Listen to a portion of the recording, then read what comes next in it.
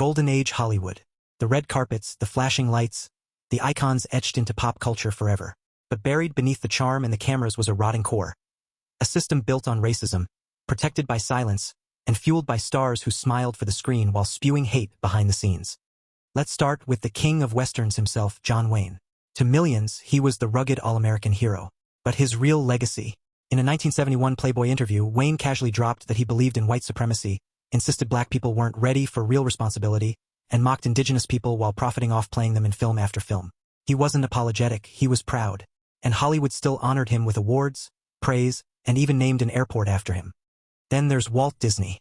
The man who built dreams out of animation also built his empire with deeply racist imagery and anti-Semitic affiliations. Classic cartoons like Dumbo and Song of the South weren't just products of their time. They were endorsements of dangerous stereotypes.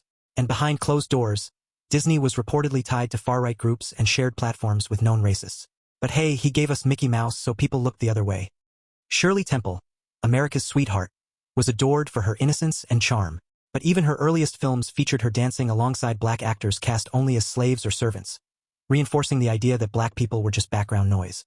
She was just a child, but the adults writing the scripts and cashing the checks weren't.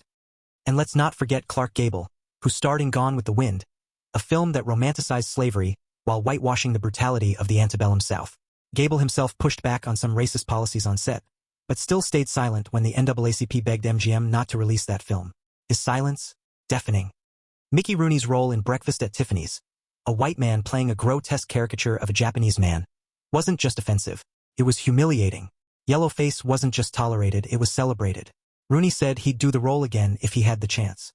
That tells you everything. Then there's Katharine Hepburn, praised as a feminist icon.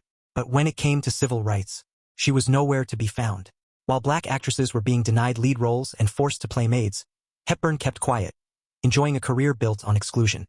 Even Elvis Presley, who rose to fame by repackaging black music for white audiences, once reportedly told the press, "The only thing Negroes can do for me is shine my shoes." That quote's debated, but what's not is that he profited from black culture while staying silent on the violence faced by its creators. Marlon Brando eventually spoke out in support of native rights, but early in his career, he happily took roles in films that portrayed indigenous people as savages. His activism came too late to erase the damage. And let's talk about the Oscars.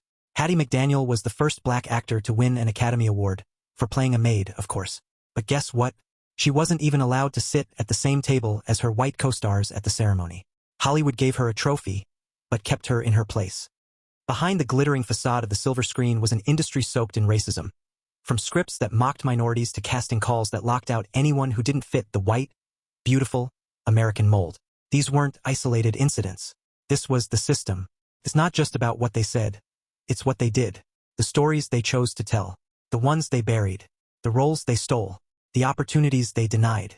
And the silence that echoed louder than words. Hollywood built legends on lies.